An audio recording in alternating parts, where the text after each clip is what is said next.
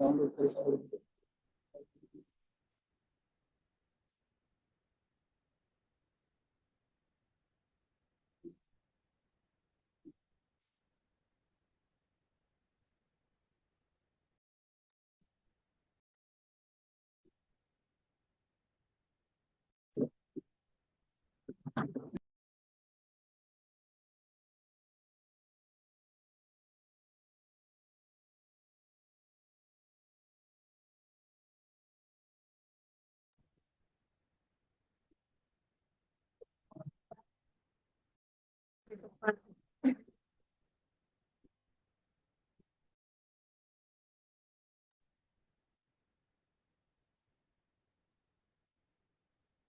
Good afternoon, everyone.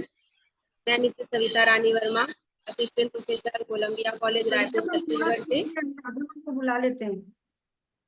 आप सभी को मेरा नमस्कार। मैं मिसेस सविता रानी वर्मा 14 सितंबर।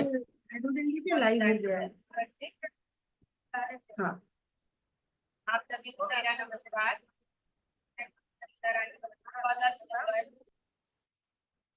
14 सितंबर हिंदी दिवस के शुभ अवसर पर कोलंबिया कॉलेज परिवार की ओर से आप सभी को हिंदी दिवस की हार्दिक शुभकामनाएं।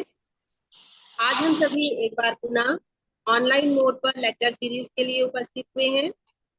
आज के छठे दिन की कार्यक्रम में उपस्थित रॉयल कॉलेज की principal respected doctor Anuradha Shukla ma'am, vice principal doctor Yamini Sahu ma'am, Columbia College के principal respected doctor Arun Kumar Dubey sir, vice principal respected doctor Abha Dubey ma'am, आज की हमारी speaker respected Mrs Anita Kushwaha ma'am, साथ ही उपस्थित all respected teachers and dear students, आप सभी का ऑनलाइन लेक्चर सीरीज में स्वागत और अभिनंदन। आज का प्रोग्राम स्टार्ट करते हुए आज के इस ऑनलाइन लेक्चर सीरीज के अंतिम दिन की expert respected Mrs Anita ma'am हमारे बीच उपस्थित हैं। आज का हमारा टॉपिक नेशनल करिकुलम फ्रेमवर्क 2005 पर आधारित है। राष्ट्रीय पाठ्यचर्या रूपरेखा 2005 की विस्तृत जानकारी मिसेस अनीता मैम देंगी, अतः मैं मैम का स्वागत करती हूँ और उनको लेक्चर के लिए सादर आमंत्रित करती हूँ। What do you ma'am? Thank you, Satya ma'am, for nice introduction. Good afternoon, everyone. Royal College की principal doctor Anuradha Shukla ma'am, vice principal doctor Yamini Sahu ma'am, Columbia College के principal doctor Arun Kumar Dubey sir, vice principal doctor Abha Dubey ma'am, both faculty members and profile teachers, आप सभी का मैं आप सभी का हार्दिक अभिनंदन करते हूँ इन ऑनलाइन लेक्चर सीरीज में। आज का मेरा टॉपिक है एनसीआर 2005। तो मैं स्क्रीन शेयर कर रही हूँ।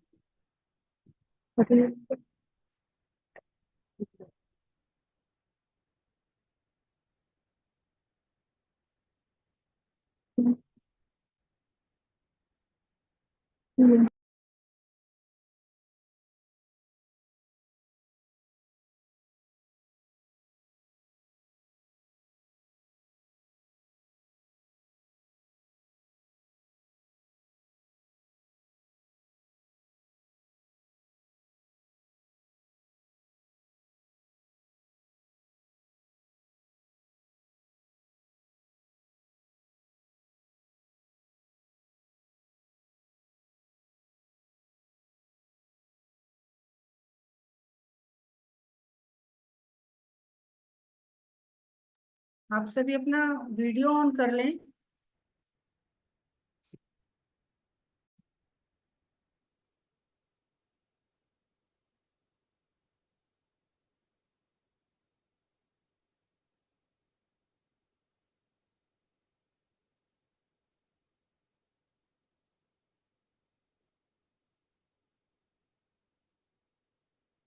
हेलो। हाँ,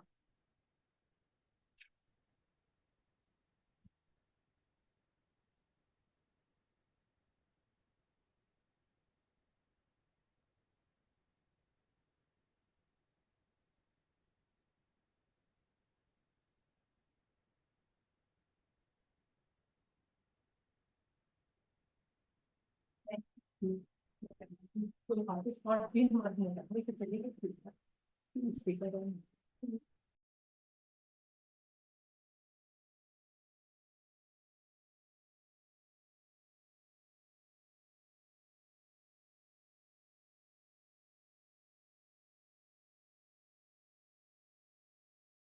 अनीता मैम, आप स्टार्ट करिए विदाउट शेयरिंग। इंट्रोडक्शन दीजिए अपने लेक्चर का।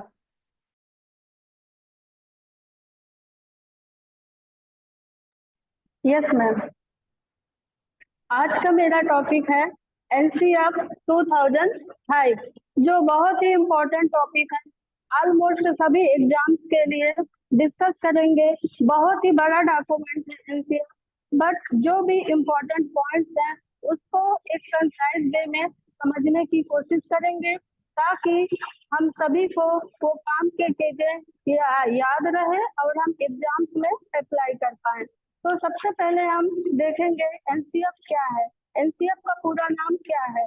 नेशनल करिकुलम फ्रेमवर्क 2005, राष्ट्रीय पाठ्यचर्या की रूपरेखा 2005। इससे ये पता चलता है 2005 से कि इसके पहले भी एनसीएफ आ चुका होगा। तो एनसीएफ है क्या? एनसीएफ एक डॉक्यूमेंट्स है, एक पाठ्यचर्या है, एक करिकुलम है। जितनी भी आपके स्कूल्स में एक्टिविटीज होती है वो सबका रिकॉर्ड होता है।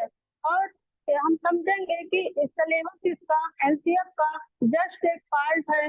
पूरा एजुकेशन सिस्टम इसी पे आधारित है। जो करिकुलम है था वो करिकुलम को एनसीएफ के अकॉर्डिंग डिजाइन किया गया।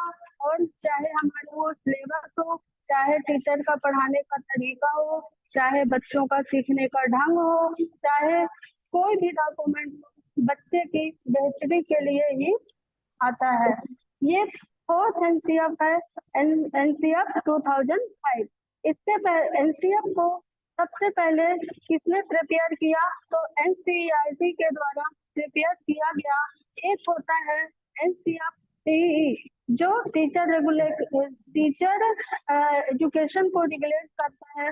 एनसीएफ टीई एक अलग ही व्यवस्था है जो टीचर एजुकेशन को रेगुलेट करता है। एनसीएफ पहला एनसीएफ हम देखेंगे कि कब आया था। पहला जो एनसीएफ है 1975 में आया था, और सेकंड 1988 में, और थर्ड आया था 2000 में, और फोर्थ एनसीएफ 2005, जिसको आज भी हम फॉलो कर रहे हैं। तो सबसे पहले हम समझेंगे कि एनसीएफ 1975 में क्या था, क्या करिकुलम था। तो एनसीएफ 1975 चाइल्ड सेंटर्ड पे आधारित था और व्यवहारवाद था। 1975 का एनसीएफ और 1988, 2000, ये तीनों एनसीएफ जो था ये उससे बेस्ड था, व्यवहारवाद पे आधारित था। इसके बाद जो एनसीएफ 2005 था वो कंस्ट्रक्टिविज्म पर आधारित था, रचनावाद पे आधारित था, जिसकी बात जीन पियाजे और वाइगोत्स्की भी करते हैं। जीन पियाजे और वाइगोत्स्की भी रचनावाद है। इसके बाद फिर से समझेंगे कि एनसीएफ 1975 में क्या हुआ। एनसीएफ 1975 चाइल्ड सेंटर्ड था, एक्सपीरियंस बेस्ड आधारित था। एक्सपीरियंस कहाँ से होगा? रियल लाइफ से होगा, वास्तविक जीवन से होगा, करके सीखने पर होगा।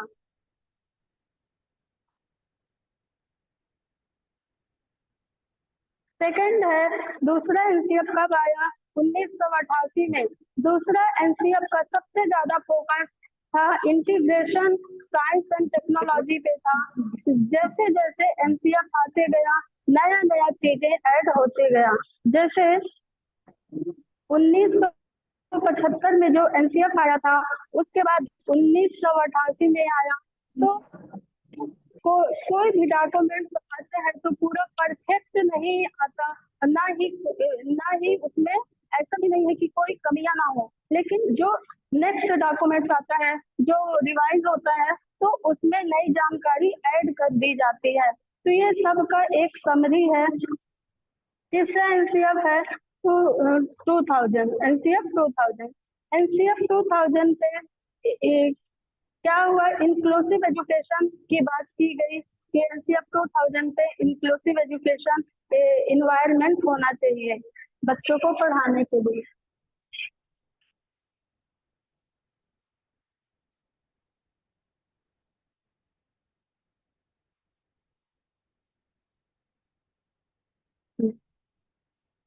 इंक्लूसिव एजुकेशन की हम बात करें तो समावेशी शिक्षा क्या है? एजुकेशन फॉर ऑल, उसमें बच्चों के नीड को ध्यान में रखते हुए इंक्लूसिव एजुकेशन दिया जाता है। कोई इंक्लूसिव एजुकेशन में बच्चे की क्या नीड है, क्या आवश्यकता है, उसको ध्यान में रखते हुए एजुकेशन दी जाती है और उसके इंटरेस्ट के आधार पर दिया जाता है। इसी में एक आता है प्रोग्रेसिव एजुकेशन, जिसके बारे में हम थोड़ा सा डिस्कस करेंगे। प्रोग्रेसिव एजुकेशन क्या है? प्रगतिशील शिक्षा। जब हम बच्चों को अनीता मैम, यस मैम, आप अभी कौन से स्लाइड में, कौन सा स्लाइड रखें? मैम इसके बाद वाला स्लाइड। बाद वाला लाइन आप चेंज करना है तो आप बताते जाइए चेंज करना है स्लाइड। Yes ma'am. आप चेंज करिएगा, उसमें बोलते जाइए चेंज करने के लिए, ठीक है? जी मैम, इसके पहले वाला स्लाइड मैम, जिसमें क्वेश्चंस है। ये वाली स्लाइड करनी है आपको? नहीं मैम, ये वाली नहीं, जिसमें येलो कलर का इमेज है मैम। जी दिया जाता है। इसमें समझेंगे प्रगतिशील शिक्षा क्या होती है। प्रोग्रेसिव एजुकेशन, जब हम बच्चों को उसके एटीट्यूड, इंटरेस्ट के अनुसार पढ़ाते हैं, तो प्रोग्रेसिव एजुकेशन में उसका जो शिक्षा का जो स्तर है बढ़ जाता है। और प्रोग्रेसिव एजुकेशन से बच्चे का सर्वांगीण विकास होता है, चाहे वो उसका फिजिकल डेवलपमेंट हो, मेंटल डेवलपमेंट हो या इमोशनल डेवलपमेंट हो। प्रोग्रेसिव एजुकेशन में यूएसए के एक मनोवैज्ञानिक हैं, जॉन डेवी, जिसका जो प्रोग्रेसिव एजुकेशन को दिए थे, और इन्होंने प्रोग्रेसिव एजुकेशन को ट्राई-पोलर प्रोसेस के नाम से बताया कि प्रोग्रेसिव एजुकेशन में ट्राई-पोलर प्रोसेस होता है, त्रिध्रुवी प्रणाली होता है। तो इसमें कौन कौन से त्रिध्रुवी प्रणाली हैं, हम उसको समझेंगे। पहला होता है कि पहले तो एक टीचर हो गए ट्राइपोलर प्रोसेस में, सेकंड जो है चाइल्ड हो गए, थर्ड जो है सिलेबस हो गया। तो टीचर जो होते हैं वो इंडिपेंडेंट वेरिएबल होते हैं, यानी स्वतंत्र चर होते हैं। स्टूडेंट चाइल्ड जो हो गए डिपेंडेंट वेरिएबल होते हैं।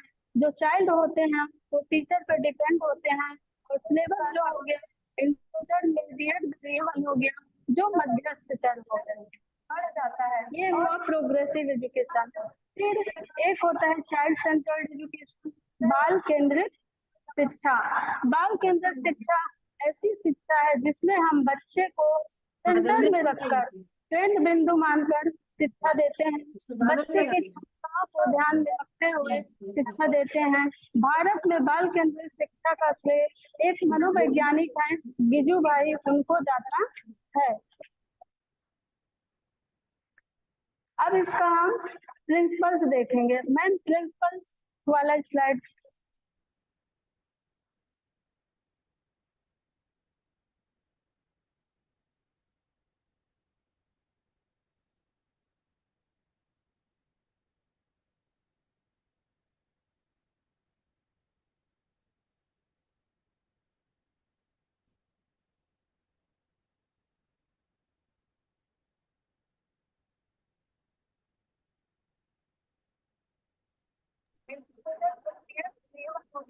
अनीता मैम कौन सा स्लाइड लगाना है?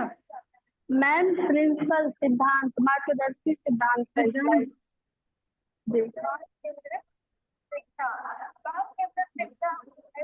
slide। जी जी मैम। मार्गदर्शी सिद्धांत एनसीएफ का हम देखेंगे। सबसे पहला जो सिद्धांत है वो क्या है कि ज्ञान को स्कूल की बाहरी जीवन से जोड़ना है। तो दूसरा है पढ़ाई को रटन प्रणाली से मुक्त करना है। तीसरा है पाठ्य पुस्तक केंद्रित ना हो। चौथा है विद्यालय में दी जाने वाली शिक्षा को विभिन्न गतिविधियों से जोड़ना है। और पांचवा है राष्ट्रीय मूल्यों के प्रति आस्थावान विद्यार्थी तैयार किया जाए। ऐसा ऐसा हमको एजुकेशन सिस्टम को बनाना है। तो सबसे पहले हम देखेंगे कि ज्ञान को स्कूल की बाहरी जीवन से जोड़ना है। बच्चे को जो हम क्लास में पढ़ा रहे हैं, लर्निंग करा रहे हैं, उसको बाहर की दुनिया से जोड़ना है ताकि चाहे वो सोसाइटी हो, कम्युनिटी हो, प्रॉब्लम हो, रियल है वहाँ जोड़ना है, रियल लाइफ जोड़ना है क्लासरूम लर्निंग को। फिर सेकंड है पढ़ाई को रटन प्रणाली से मुक्त किया जाए। रोट लर्निंग को खत्म करना है, कनेक्ट करना है, मीनिंगफुल लर्निंग देना है बच्चों को, जो कि अर्थपूर्ण अधिगम हो, मतलब जिसका कोई मीनिंग हो, जिसका कोई उसको लाइफ से जोड़ पाए। फिर तीसरा है पाठचर्या पाठ पुस्तक केंद्रित ना हो।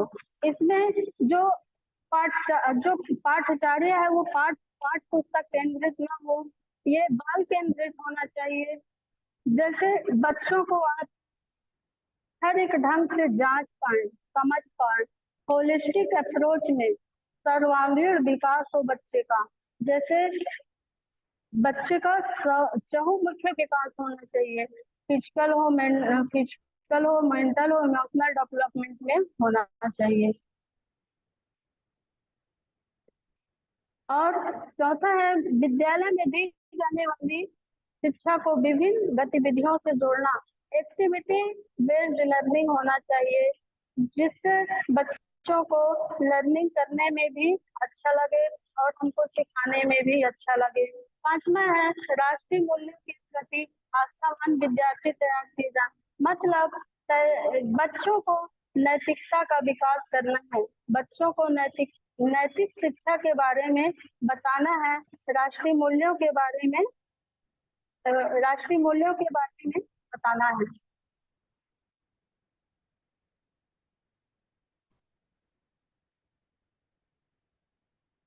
फिर हम देखेंगे बिना भार के अधिगम, लर्निंग विदाउट बर्डन। बच्चों को बिना भार के पढ़ाया जाए, उस पर मानसिक और शारीरिक भार नहीं होना चाहिए। बहुत से माता पिता अपने बच्चों पर प्रेशर बनाए रखते हैं, वो उस बात को या प्रेशर मानते भी नहीं, जैसे कि हर एक बात पर टोकना, पढ़ लो, अगर टीवी देख रहे हैं तो होमवर्क किए या नहीं, जो काम बोले थे वो कर लिया या नहीं, ऐसे करके बार बार टोकते हैं। तो बच्चा और जो पेरेंट्स हैं उनके बीच हताश पैदा होता है। बच्चों का एग्जाम के पास जो बच्चों का जब एग्जाम पास में आता है तो पेरेंट्स बोलते हैं पढ़ो, इतने नंबर लेके आना है, इतने परसेंट लेके आना है। पेरेंट्स का फोकस रहता है सिर्फ नंबर और परसेंट में, जबकि ऐसा नहीं होना चाहिए। उनका फोकस होना चाहिए नॉलेज में। तो हमको लर्निंग ऐसे कराना चाहिए कि नॉलेज बने, इंफॉर्मेशन ना बने। इंक्लूसिव इसमें हम ये भी देखेंगे कि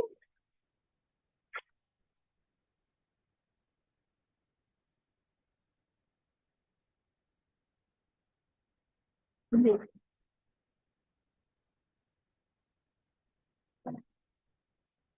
हाँ, जैसे इंक्लूसिव एजुकेशन में बच्चे के नीड को ध्यान में रखते हुए इसको एजुकेशन कराया जाता है, उस तरह से एजुकेशन कराना है। और इसमें एक आता है BALA, building as learning aid, building को ही लर्निंग बनाया जाए। जैसे आप भी देखे होंगे स्कूलों में जैसे कहीं पे सांप सीढ़ी बना हुआ है या ABCD लिखा हुआ है इंफ्रास्ट्रक्चर में, इसलिए ताकि उससे बच्चे लर्निंग कर पाए।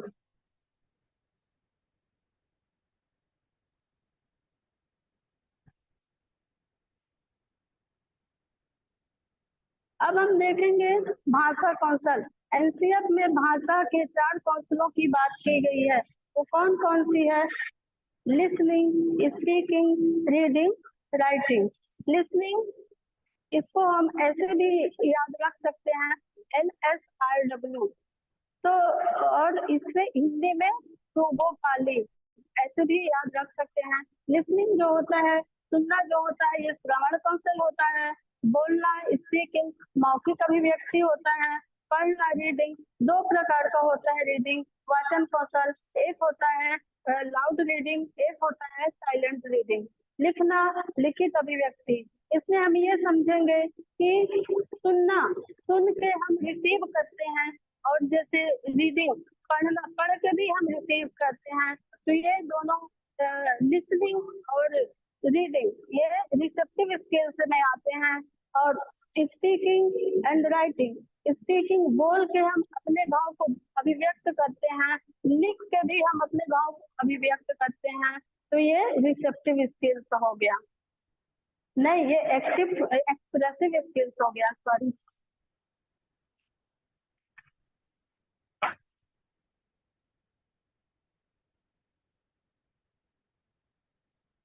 NCF 2005 इन 5 विधियों पर जोर देता है। जैसे कौन कौन से? लर्निंग बाय डूइंग, करके सीखेगा बच्चा तो जो उसकी लर्निंग अच्छी होगी। निरीक्षण विधि, ऑब्जेक्शनल मेथड, परीक्षण विधि, टेस्ट मेथड, सामूहिक विधि, कलेक्टिव मेथड। जैसे क्लास में हम ग्रुप लर्निंग कराएंगे तो लर्निंग अच्छी होगी, और बच्चे भूलेंगे भी नहीं। मिक्स्ड मेथड का भी यूज करके हम लर्निंग करा सकते हैं।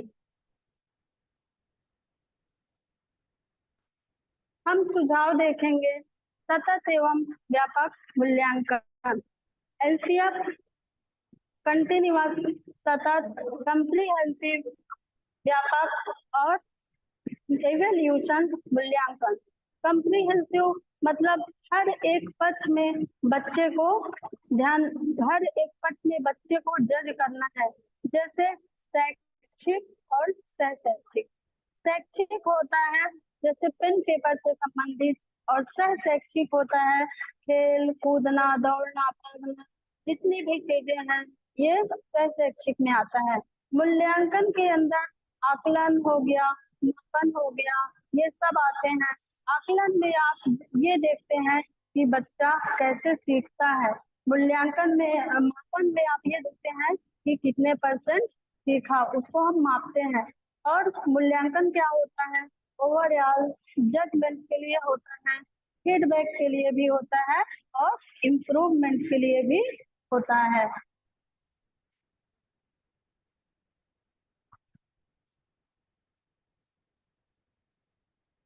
एक होता है उपचारात्मक शिक्षण, जिसको हम रेमेडियल टीचिंग कहते हैं। दूसरा होता है निदानात्मक शिक्षण, जिसको हम डायग्नोस्टिक टेस्ट कहते हैं। ये क्या है? ये उपचारात्मक शिक्षण, जैसे किसी को कोई प्रॉब्लम है तो वो डॉक्टर के पास जाता है, तो डॉक्टर उसका लक्षण देख के उसको दवाई देता है, या फिर वो टेस्ट के थ्रू वो दवाई देते हैं, उपचार करते हैं। उसी प्रकार हम बच्चों के कमी को पता लगाएंगे कि कमी कहाँ पे रह गई बच्चे के लर्निंग में, सिखाना कहाँ पे कमी हो गई, तो हम उनको रिमेडियल टीचिंग देंगे, दोबारा शिक्षण कराएंगे।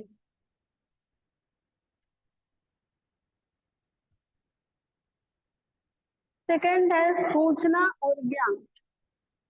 सूचना और ज्ञान क्या होता है?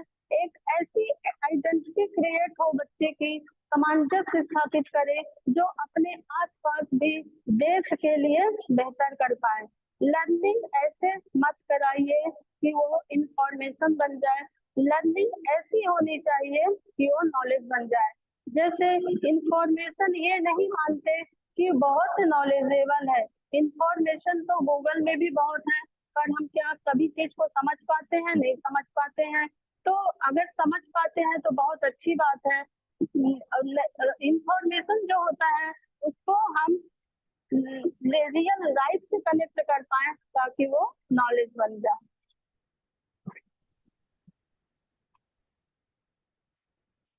और लर्निंग ऐसी हो इंटीग्रेटेड अप्रोच में हो, एकीकृत हो, जैसे हम सब्जेक्ट को मिला के भी पढ़ा सकते हैं। सोशल साइंस हो गया, ईवीएस हो गया, मैथ्स हो गया, ये सब को इंक्लूड करके पढ़ा सकते हैं। और एनसीएफ जो होता है वो 9 सब्जेक्ट के बारे में बात करते हैं।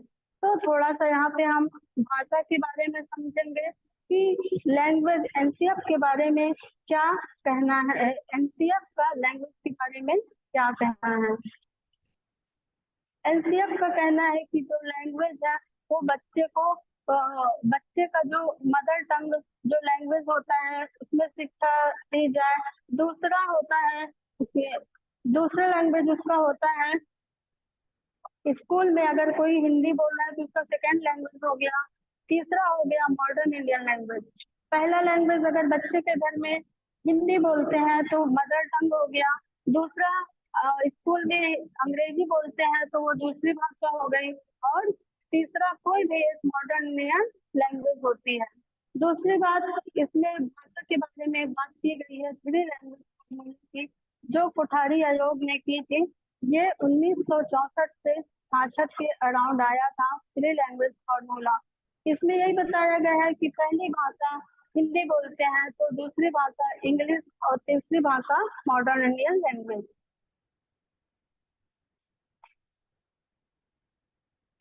फिर है इसमें मूर्त से अमूर्त की ओर।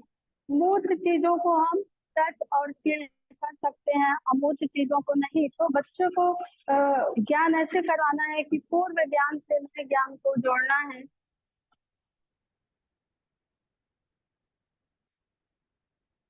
फिर सजा व पुरस्कार। सजा व पुरस्कार की भावना को सीमित किया जाए। बच्चों को किसी भी प्रकार का सजा नहीं देनी चाहिए और ना ही बार बार पुरस्कार की अहमियत कम हो जाती है। बाहरी जीवन, बच्चों को स्कूल में बाहरी जीवन से जोड़कर पढ़ाया जाए। तनाव मुक्त वातावरण प्रदान किया जाए। समावेशी शिक्षा, समावेशी शिक्षा में सभी विद्यार्थियों को समावेशी वातावरण होना चाहिए जिससे मिलजुल कर पढ़ाई। समावेशी शिक्षा में बालक सामान्य बालक भी होता है, पिछड़ा बालक भी होता है और गिफ्टेड प्रतिभाशाली बालक भी होता है। सभी को एक साथ पढ़ाया जाता है।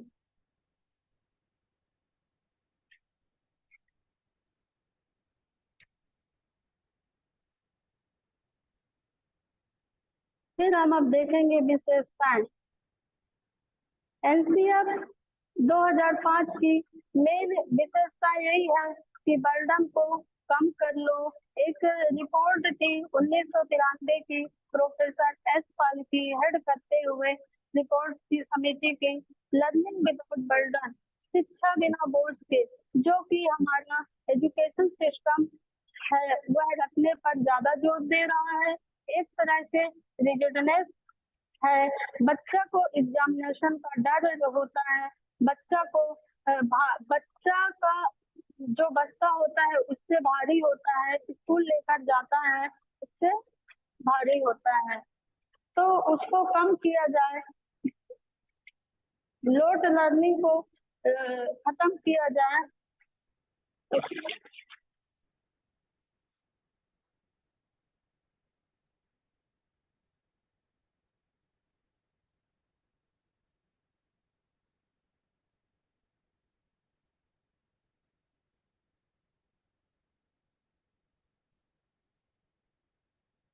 सॉरी, बर्डन को कम किया जाए, शिक्षा बिना बोझ के। इसमें क्या हुआ था, एनसीएफ 2005 में 21 नेशनल फोकस ग्रुप्स बनाए गए थे। नेशनल फोकस ग्रुप्स बने, बेसिकली अलग अलग ग्रुप्स बने जिन्होंने अलग अलग अपने चेंजेस के प्रावधान दिए। एनसीएफ के हेड थे प्रोफेसर एस पाल, लर्निंग विदाउट बर्डन के। और इसके अलावा एनईपी 1986, राष्ट्रीय शिक्षा नीति 1986 एनसीएफ को कंस्ट्रक्टिविज्म से जोड़ा गया, रचनावाद से जोड़ा गया। रचनावाद बात करता है बच्चे के करके सीखने की, बच्चा कैसे सीखे, करके सीखे, ग्रुप में सीखे, कोलैबोरेशन से सीखे, एक दूसरे के सहयोग से सीखे, प्रोजेक्ट मेथड के थ्रू सीखे, ऐसी एक्टिविटी करके सीखे जो उसके रियल लाइफ की प्रॉब्लम को सॉल्व कर सके। और प्रॉब्लम सॉल्विंग पे वो समस्या समाधान से फोकस हमको करना चाहिए कि बच्चा का लर्निंग ऐसा हो। और क्रिटिकल थिंकिंग पे फोकस करना चाहिए, उसके जो मौलिक विचार हैं वो बाहर आ सके, बच्चे का जो मौलिक विचार है वो बाहर आ सके।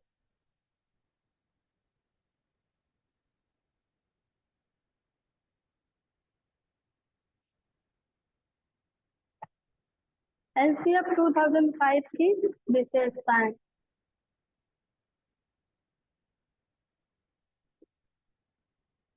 एनसीएफ 2005 का कहना है शिक्षण कार्य जो है वो कैसा होना चाहिए, मदर टंग होना चाहिए। अभिभावकों को समस्या समझाया जाए कि बच्चों को छोटी उम्र में निपुण बनाने की इच्छा ना रखें, क्योंकि जो बच्चा है उम्र के साथ उसमें निपुण आ जाएगा। स्टूडेंट्स को दी जाने वाली शिक्षा में शिक्षण सूत्र जैसे ज्ञात से अज्ञात की ओर, पूर्व ज्ञान को नए ज्ञान से जोड़ना और मूर्ख से अमूर्ख की ओर, बच्चों को पुस्तकालय में खुद से पुस्तक चुनने का अवसर दें। एनसीएफ 2005 बिना बोझ के शिक्षा पर जोर देता है।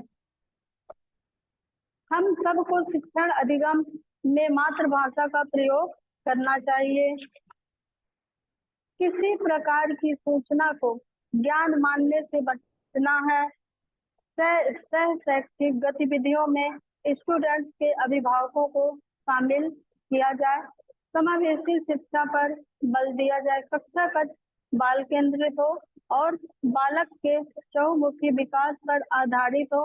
विशिष्ट बालक और सामान्य बालक को समावेशी कक्षा में एक साथ पढ़ाया जा सकता है।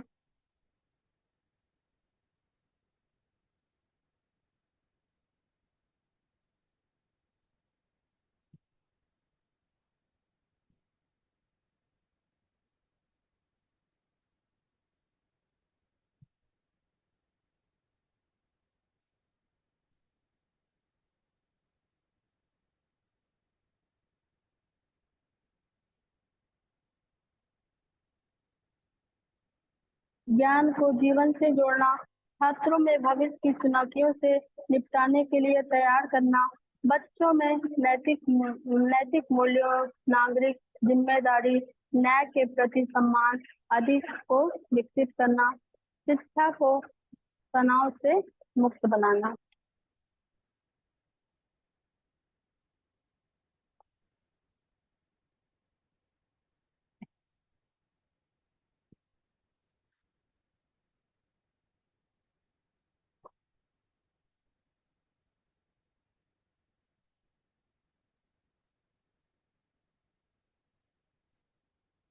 अब हम देखेंगे कंक्लूजन।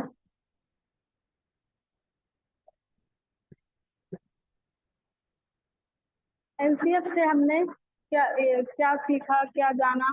कंक्लूजन है, एनसीएफ से हमने सीखा कि 5 गाइडिंग प्रिंसिपल्स दिए हैं इसमें प्रोफेसर एस पाल के द्वारा, और इस गाइडिंग प्रिंसिपल के जो हेड थे प्रोफेसर एस पाल थे। जो पूरी कमेटी बनी थी, नेशनल फोकस ग्रुप्स बने थे। इसके अलावा हम बात करें तो फोर्थ एनसीएफ 2005 है जो एनसीईआरटी के द्वारा प्रिपेयर किया गया था, और एससीईआरटी और डाइट को में भी इन्वॉल्वमेंट हुआ था, जो कि एजुकेशन सिस्टम में सुधार किया जाए, इसको भी इम्प्लीमेंट कराए और इससे परिवर्तन ला पाए।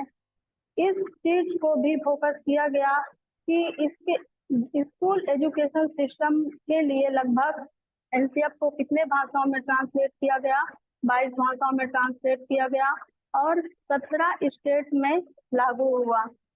जो कि सीखने पे फोकस हुआ, रटने से फोकस हटाया गया, फ्लेक्सिबिलिटी आई, एग्जाम्स की रियल लाइफ से जोड़ने की बात हुई और बहुभाषिकता। एनसीएफ कहता है कि मल्टीलैंग्वेलिज्म होना चाहिए, बहुभाषिकता होना चाहिए। Thank you. Thank you ma'am. पाठ्यचर्या की रूपरेखा 2005 संबंधी बहुत सारी जानकारी आपके द्वारा मिली और हमारे छात्र अध्यापक इससे प्रभावित हुए होंगे। आपने एनसीएफ से जुड़ी शिक्षण रीतियों को भी बताया। सुनना, बोलना, पढ़ना, लिखना ये शिक्षा के लिए कितना आवश्यक है इसके बारे में आपने जानकारी दी। एनसीएफ के द्वारा जो मातृभाषा है, मदर टंग, उसकी शिक्षा दी जाए ये आपने बताया और प्रमुख सिद्धांतों का भी व्याख्यान किया है आपने, तो उसके लिए बहुत बहुत धन्यवाद मैम। आज के लेक्चर से संबंधित अगर कोई क्वेरी हो तो आप सादर आमंत्रित हैं।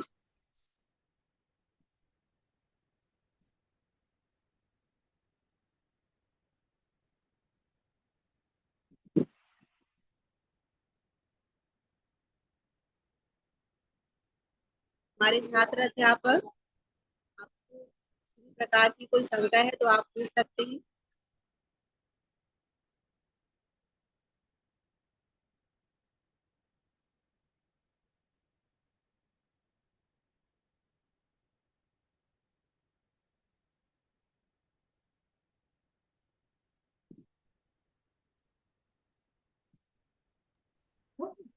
I request all of you to please on your video so that we can take a screenshot.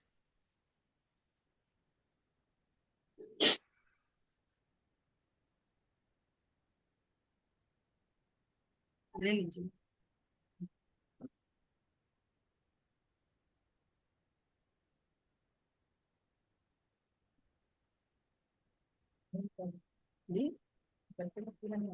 ठीक है, आप ले लीजिए।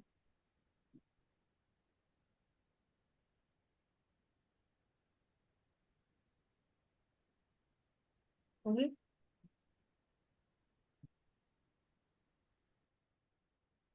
Savita ma'am carry on. Yes ma'am. आज के कार्यक्रम की अंतिम कड़ी में मैं कहना चाहूंगी कि ये 6 दिवसीय ऑनलाइन लेक्चर सीरीज आज हमारा यहाँ पे समाप्त होता है। समाप्ति के लिए मैं वाइस प्रिंसिपल मैम को कहना चाहूंगी कि ये 6 दिनों के अनुभव प्लीज मैम आप बताएं।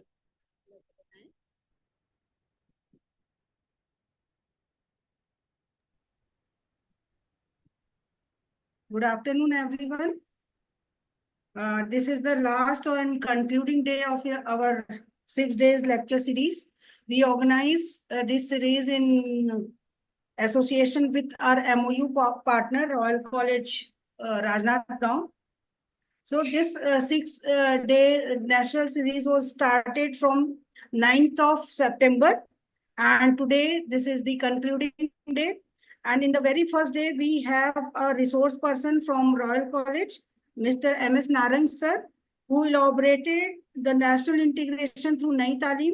On the second day, on 10th of September, reflective practices for professional development of teachers. The lecture was delivered by Mrs. Salpana Sinha. On the third day, on 11th, co-curricular activities in education delivered by Dr. Yamini Sahu from Royal College.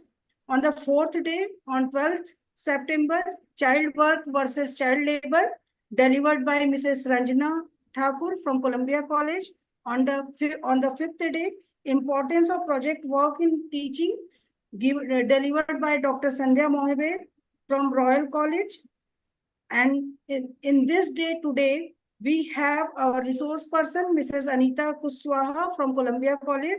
She elaborated the recommendations of NCF 2005 in education. I congratulate all the resource persons for your effort to deliver the lecture and spreading the education amongst our students. I extend my heartiest thanks to the principal of Royal College and the management of Royal College, as well as I also extend my heartful thanks to our principal, Dr.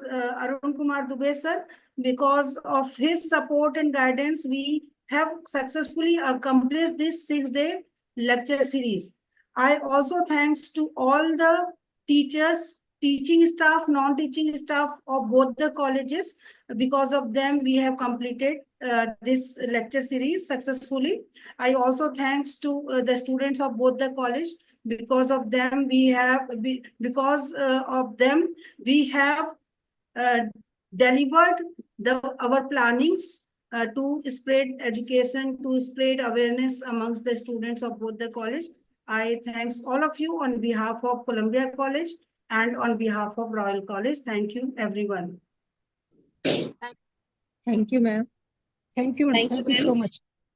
Thank you, ma'am. Thank you so much. आज के Thank you, कार्यक्रम ma'am. के Thank you, ma'am. मैं धन्यवाद ज्ञापित करती हूँ हमारे दोनों महाविद्यालय के प्राचार्य सर और मैम का, जिनके मार्गदर्शन पर यह कार्यक्रम आयोजित हुआ है। मैं धन्यवाद कहना चाहूंगी दोनों महाविद्यालय की वाइस प्रिंसिपल मैम का, जिनकी सहायता से कार्यक्रम सफलतापूर्वक संपन्न हुआ है। साथ ही धन्यवाद कहना चाहूंगी आप सभी प्राध्यापकों एवं छात्राध्यापकों का, जिन्होंने आज के विषय को गंभीरता से सुना और लगातार हमारे साथ 6 दिनों तक जुड़े रहे। मैं पुनः आप सभी का आभार व्यक्त करती हूँ और आज के कार्यक्रम की समाप्ति की घोषणा करती हूँ। जय हिंद, जय भारत, जय छत्तीसगढ़।